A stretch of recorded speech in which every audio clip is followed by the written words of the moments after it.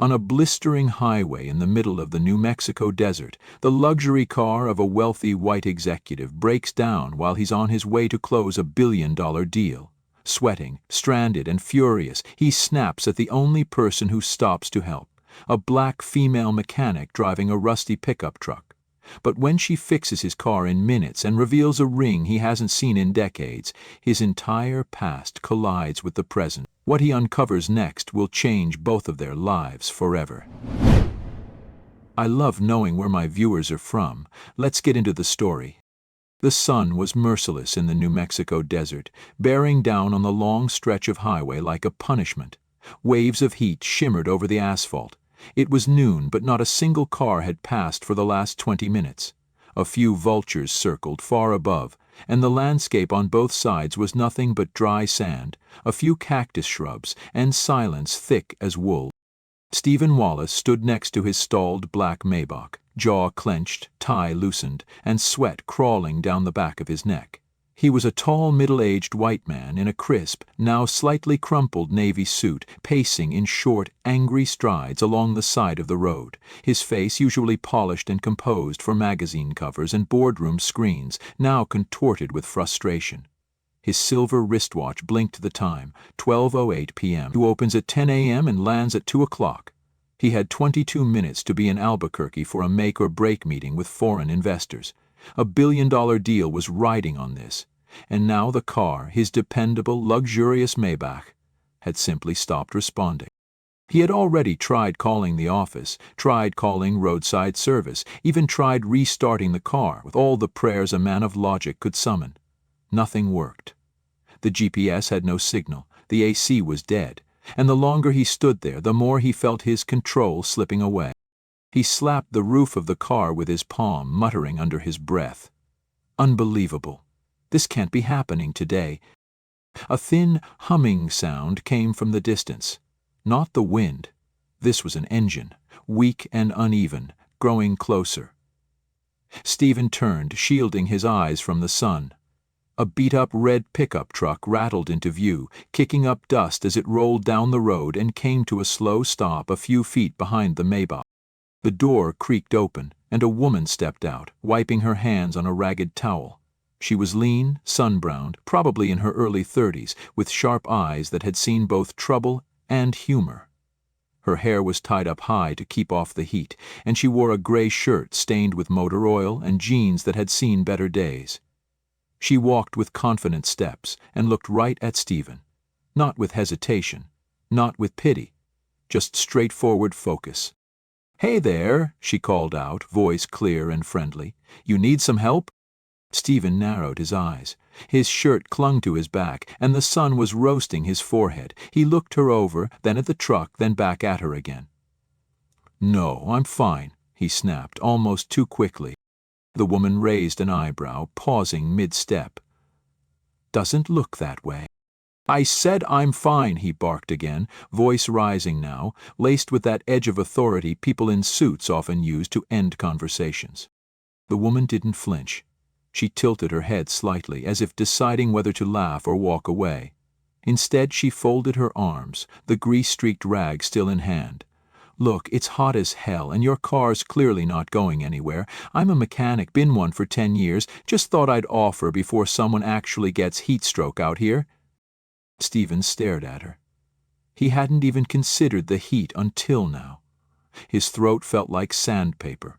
He hesitated, blinking, his mind trying to shift gears.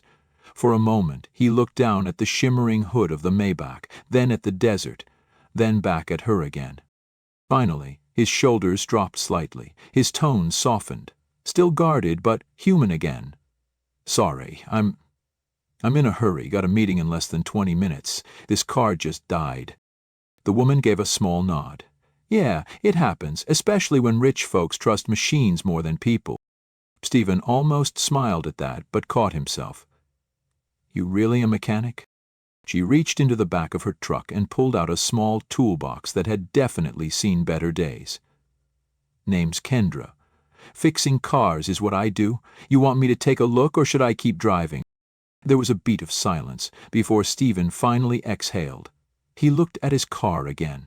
his useless, perfect car, and then at the desert stretching on and on. "All right. Yeah, please. I'd appreciate that." Kendra gave him a quick nod and walked past him toward the hood, opening it like she had done it 1,000 times before. Stephen stepped aside, the heat suddenly feeling less oppressive. Something in him was shifting, not much, but just enough to notice. He wasn't sure what had just changed. Maybe it was the ease in her voice, maybe it was the way she didn't flinch when he barked, or maybe it was just the fact that in the middle of a silent desert someone stopped to help and didn't expect anything back. Kendra leaned over the engine with focused ease, her fingers moving quickly, checking a fuse, tapping a connection, then twisting something near the battery. Stephen stood nearby, his arms crossed tightly, but the rigid tension in his shoulders had started to loosen. She didn't speak much while working, which he appreciated. He hated small talk, especially when the pressure was this high. The Maybach sputtered after less than 5 minutes of her tinkering, then roared back to life like a beast reluctantly waking from sleep. Kendra closed the hood and gave it a pat, her hands blackened with grease, her expression calm, almost casual. Stephen blinked, surprised by how fast it all happened. "That was it?" he asked, half in disbelief. "Loose battery cable. Vibration might have shaken it out. These fancy cars. Great for impressing people, not always great under desert sun," she said with a small grin, wiping her hands on her towel again. He reached into his back pocket and pulled out a sleek wallet. "Let me pay you for your time," he said, his tone measured, trying not to sound transactional, though that was his default mode. Kendra shook her head gently. "No need. I didn't do much." He looked at her, confused, even suspicious. "Seriously? I insist." Instead, she reached into her truck and grabbed a plastic bottle of water. It was a little dusty, but cold. She held it out to him. "You've been out here a while. This'll help more than money right now." Stephen hesitated for just a second, then took the bottle. It was cool against his fingers, a simple thing, but for the first time in over an hour he felt some real relief. "Thank you," he said, quieter now. "That's generous." Lindsay gave a one-shouldered shrug, then tugged off her mechanic gloves, revealing a pair of steady, strong hands. And on the ring finger of her left hand, Stephen's eyes locked on something that stopped him cold. A gold ring. Not fancy, not new, worn at the edges, but he recognized it immediately. Oval-shaped, thin, with an engraving inside that only 2 people in the world had ever known. S.W. Hart's M. His lips parted slightly. For a brief moment, the heat, the car, the meeting, everything fell away. He took a small step forward, squinting at the ring. That ring," he said, voice rougher now, heart thumping. "Where did you get that?" Kendra paused, looking at him with careful eyes, then down at her hand. "This?" she asked, raising it a little. "It was my mom's. She wore it every day for as long as I remember." His throat felt tight. "Your mom? What was her name?" "Margaret. Margaret Coleman." Her tone was soft now, the name carrying a weight she didn't try to hide. "She passed away 2 years ago. Cancer." Stephen's mind raced. Margaret. He hadn't heard that name in decades. But of course it would be her. That kind voice, those kind eyes. A woman who had once changed the entire direction of his life without asking for a single thing in return. "I gave that ring to someone once," he said, slowly, voice lowered to a hush. "A long time ago. It was the only thing I had left of my mother. And I gave it to someone who saved me." Kendra's brow furrowed slightly. "You think it's the same ring?" "I know it is." He looked at her, not just at the ring, but her eyes, her cheekbones, her quiet strength. "Please, can you write down your address and phone number? I don't have time to explain, but I have to talk to you again. 2 days, I'll come to you." She blinked, surprised by the urgency in his tone, but didn't resist. She reached into the glove box of her truck, found a pen and the back of an old gas receipt, scribbled down her contact and handed it to him. He tucked it into his jacket pocket carefully, as if it were more valuable than the business papers in his briefcase. I'll be there, I promise." Then, glancing at his watch and the time now dangerously close, he slid into the Maybach and started the engine. Before he pulled away, he rolled down the window and looked at her one last time. "Thank you, Kendra, really." She gave a small nod. "Don't miss your meeting, Mr. Wallace." And with that he was gone, speeding down the highway like a man chasing both time and something far older than a contract. Behind him, Kendra stood still, watching the heat waves dance behind his car, her fingers brushing the ring gently, unknowingly holding the last clue to a story that hadn't been finished yet. 2 days later, Stephen pulled his car slowly into a narrow street on the outskirts of town, far removed from the sleek towers and glass conference rooms he usually occupied. The pavement was cracked, trees untrimmed, and fences leaned like tired old men. The sky was gray and thick with summer air, but it wasn't the weather that pressed against Stephen's chest, it was anticipation. Something weighty had stirred in him since that encounter on the highway, something he hadn't felt in years. He parked across from a small garage. The paint on the metal doors had long faded. A crooked sign hung above, "Coleman Auto Repair." The yard was cluttered with tool carts, tires, and a swing set barely standing, but there was life here. Real gritty life. An elderly man sat on a bench near the door, cradling a grocery bag. A young mother with a flat tire chatted with a teenage boy who looked like he had just helped her, and Kendra. She stood by the hood of a beat-up sedan, elbow deep in grease, laughing softly as she guided a young man through the steps of an oil change. Stephen didn't step out immediately. He watched through the windshield, silently absorbing. This wasn't just a repair shop. This was a place people leaned on, a place where someone like Kendra held things together, not with money or influence, but with her hands, her time, her strength. He was used to power showing up in pressed suits and polished floors. This was different. This was raw and real, and somehow... Eventually he stepped out, adjusting his jacket. He hadn't called ahead. He didn't want formality. He wanted honesty. When Kendra spotted him walking across the road, her brows lifted in surprise, but not displeasure. "You showed up," she said simply, brushing her hands off with a towel again. "I said I would," Stephen replied, voice steady. "You got time to talk?" She looked around, then nodded toward the diner across the street. 15 minutes won't kill my day." Inside the diner it was quiet except for the hum of an old ceiling fan and the sizzle from the kitchen. They sat by the window. Stephen ordered coffee, black. Kendra just asked for water. The silence between them wasn't awkward. It was full of unspoken things waiting their turn. He reached into the inner pocket of his blazer, carefully pulling out the old gas receipt she had written her address on. He unfolded it and placed it on the table, smoothing the creases with purpose. "I've been thinking about this ring since I saw it," he said, eyes locked on hers now. "It belonged to my mother, and I gave it away nearly 30 years ago." Kendra leaned back slightly, listening but not interrupting. "I was 14, Stephen continued, his voice lower, slower. Orphaned, living behind dumpsters, starving. I stole a piece of bread from a bakery one night and got caught. The owner dragged me out by the collar, was going to beat the hell out of me right there on the sidewalk." His jaw clenched, just slightly, as the memory replayed behind his eyes. "Then she showed up," he said, "a woman I'd never seen before. Worn dress, soft voice, smile that made you trust her without trying. She paid for the bread, told the man I was just a hungry kid, not a criminal. Then she sat me down at a diner, not unlike this one, and bought me a full meal." Kendra didn't say a word. She watched him carefully, her hand resting near her glass but unmoving. "She asked my name. I told her. She asked if I had anyone. I didn't. So she made some calls. Found a boys' home with open beds. Said she'd cover my tuition if I promised to go to school and not steal again, and I promised. That woman came to see me every Sunday for 2 years. She brought books, food, sometimes just stories. Then one day, she said she had to leave. Said she was moving far away and might not be able to come back." Stephen swallowed, voice cracking just a little now. "I had nothing to give her, except that ring. It was the last thing I had from my mother. But I gave it to her. Because she gave me my life back."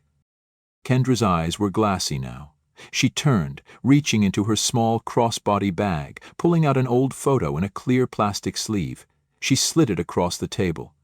This was my mother. She kept this photo in her Bible. Stephen picked it up with careful fingers.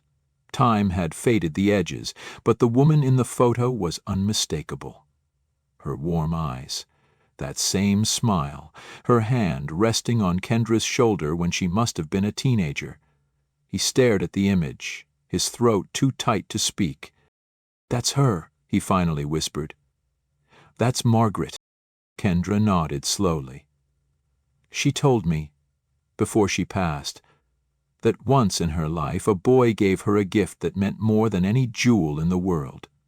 She never told me his name, just said she hoped he grew up to be someone who didn't forget." Stephen's fingers curled around the photo for a moment longer, then he carefully set it down. "I never forgot," he said, his voice thick. "I just didn't know how to say thank you until now." The two sat in quiet again, but this time it was a silence of connection, not distance.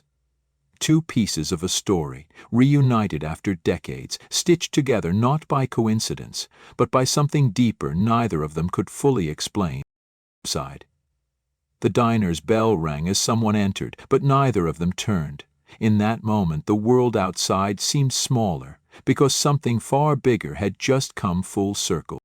Kendra sat across from Stephen, the empty glass of water between them catching the late afternoon light like a quiet pause neither of them had asked for. Her fingers toyed with the folded edge of the photograph, her shoulders tense in a way that hadn't been there earlier. Stephen watched her, saw how she avoided eye contact now, how the quiet was no longer comfortable. It was hesitant, like something unspoken was weighing on her chest. "I meant what I said." He spoke softly, steady but gentle, his voice different now, less of a CEO, more of a man talking to someone he respected. "You can keep the ring. Your mother deserved that and so much more." Kendra nodded slowly. She wore it like it was part of her. Said it reminded her that kindness isn't weakness, that sometimes the smallest acts change everything. Stephen's eyes didn't leave her face. She was right. Then he paused, letting the next words come slowly. "I asked you earlier if you needed help. You didn't answer." Her gaze dropped to her lap. She rubbed her thumb over a grease stain on her jeans, the kind that never washed out. "I'm not good at asking for help." He leaned in slightly, voice lowering. "Try me." She stayed quiet. Something flickered behind her eyes. Pride, fear, maybe both. Then, as if exhaling a truth that had been trapped in her ribs for weeks, she finally said it. "My son, Malik, he's 6, smart, funny, obsessed with dinosaurs." Her voice cracked at the last word, and she stopped to compose herself. "He was born with a heart condition. We've managed it for years, but it's getting worse. His doctors say he needs surgery, soon." Stephen's brows drew together with concern. "How soon?" "Within the month. But the surgery's over 70 grand. And that's just the beginning. Recovery, meds, monitoring." She shook her head slightly. "I've been working double shifts, fixing what I can, saving every dollar, but it's not enough. I even tried getting a loan. No bank wants to touch a shop that looks like mine."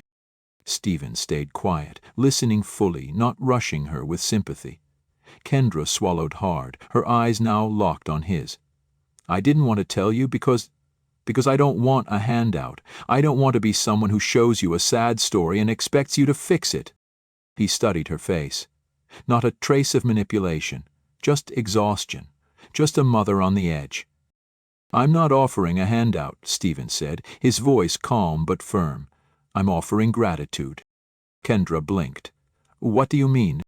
He leaned forward, elbows resting on the table. "Your mother gave me my life. Everything I've built started the day she fed me and told me I wasn't worthless. If it weren't for her, I wouldn't be sitting here now. I wouldn't have had the shot to change my story." Her lip trembled. She looked away fast, biting it, but a tear slipped free anyway. She wiped it quickly, like grease off her cheek. "I just want him to be okay," she whispered. "That's all." I don't care about fancy hospitals or private rooms, I just want him to live. Stephen stood up, slowly, deliberately. Then let's go see Malik. Her eyes widened slightly. Right now. Yes, right now, Bean. 15 minutes later, they pulled up in front of a duplex with peeling paint and a tiny porch shaded by a half-broken umbrella. A woman in her 60s in a faded floral dress and warm smile opened the door. He's in the back room, drawing. Said he wants to design a dinosaur robot that can do his homework. Kendra smiled with love and sadness as she led Stephen inside. The hallway smelled like laundry and warm soup. In the back room, a small boy with chestnut skin and wide, intelligent eyes sat on the floor surrounded by markers and crumpled paper. He looked up when they walked in. Hey, baby, Kendra said, kneeling beside him. This is Mr. Stephen. He's a friend of mine. Malik gave a shy little wave. Hi. Stephen crouched down to eye level. I hear you like dinosaurs. Malik's eyes lit up a bit. T-Rex is my favorite, but I think velociraptors are cooler because they're faster and smarter. Stephen grinned. You sound like a scientist already. Kendra stepped out into the hall to talk with the older woman, and Stephen stayed a moment longer watching the boy. His breathing was slightly labored, not obvious but clear to someone paying attention.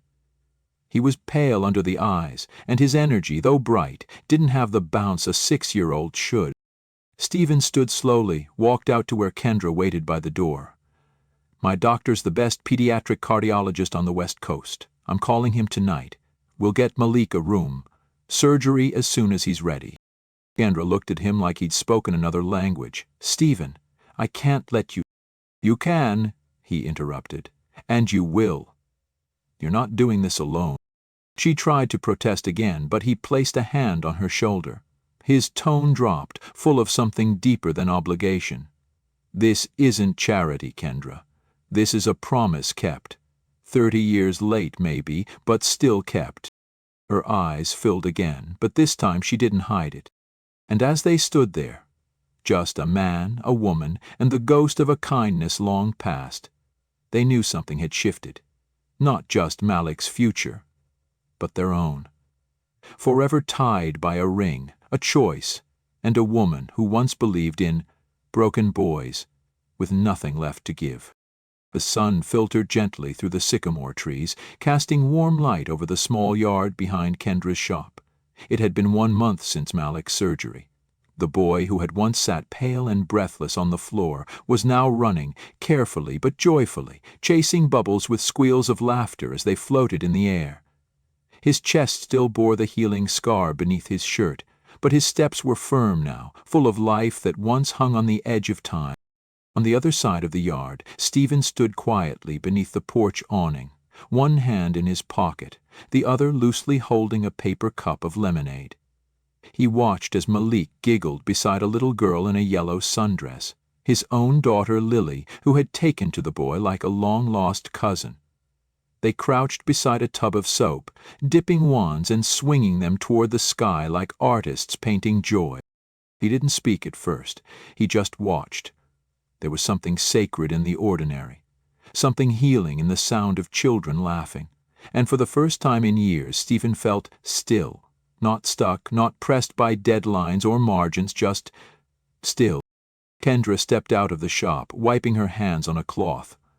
Her coveralls were new now, deep navy with her name stitched proudly over the chest.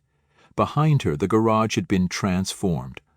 Gone were the rusted signs and half-broken tools. In their place, fresh paint, polished counters, new compressors and lifts gleaming in the light. Above the entrance, a newly installed sign read, "My Mother, My Hero." Evan turned toward her as she approached.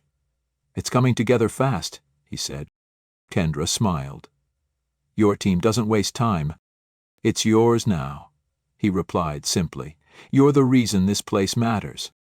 She paused beside him, watching the kids. "Feels strange, you know? Seeing things. Fixed. I'm so used to patching things up just enough to keep going." He nodded, his gaze soft.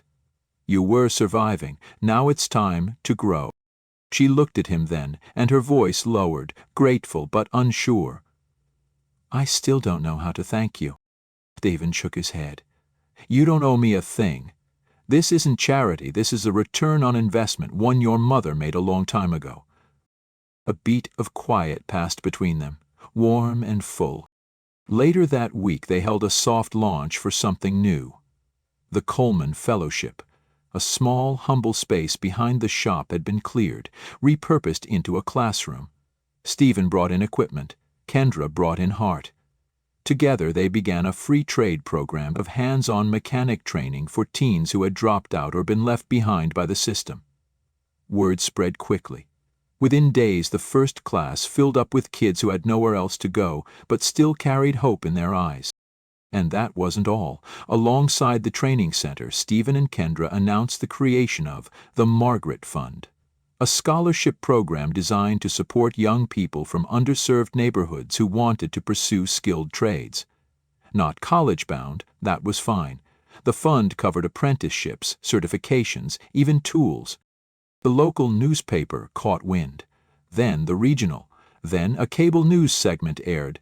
"Millionaire returns to his roots to repay a stranger's kindness 30 years later." People watched, people wept, donations came in. A story born in a desert heatwave had grown into a movement. But even with the praise, Stephen kept one promise quiet. He made the trip alone on a warm Sunday morning, carrying a bouquet of white lilies wrapped in brown paper.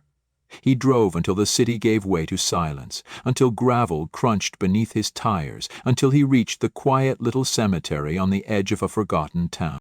He found her headstone under the shade of a pecan tree, carved simply, "Margaret Coleman, 195922023." She saw light where others saw none.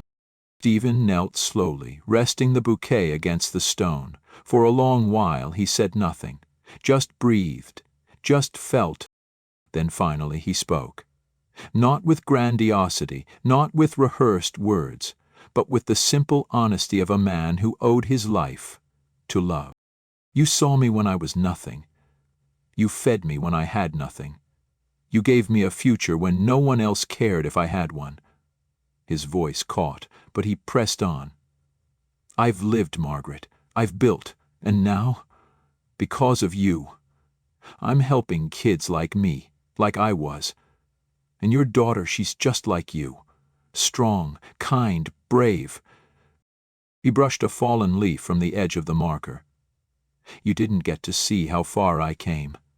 But I promise, every step, every second, I carried your gift with me. I gave that ring to honor you, but the truth is, the real gift was you." He stood slowly, took one last look, and placed his hand gently over the carved name. Then, without fanfare, he turned and walked back to the car, leaving behind flowers but taking with him something far more lasting.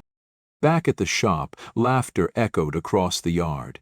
Kids learned to use tools, engines turned, a boy named Malik ran again. A woman named Kendra rebuilt her life not with what was handed to her, but with what had once been given in love and what she now gave back. One life at a time. And a man who had once been saved now stood as someone who saved others. The circle was closed, but its ripples had just begun. Join us to share meaningful stories by hitting the like and subscribe buttons. Don't forget to turn on the notification bell to start your day with profound lessons and heartfelt empathy.